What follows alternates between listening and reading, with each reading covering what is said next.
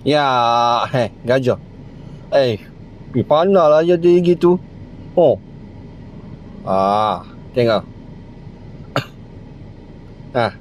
Tengok. Oh, ya kat kaki belakang dia, memang bijak sungguh tu lah gajah ni.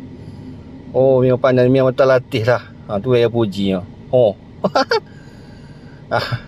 Goyang kepala, goyang kaki. Boleh buat persembahan ni. Ingat memang gajah memang ikut gapo tu suruh ni.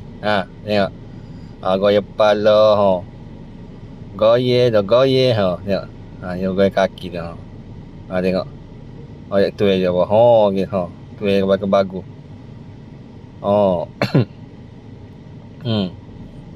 Tengok tu, Memang kata gajah ni memang terlatih lah kata. Gajah ni. Tengok tu. Jawab. Memang kata bagus lah. Dah lah tu. Okey, beres.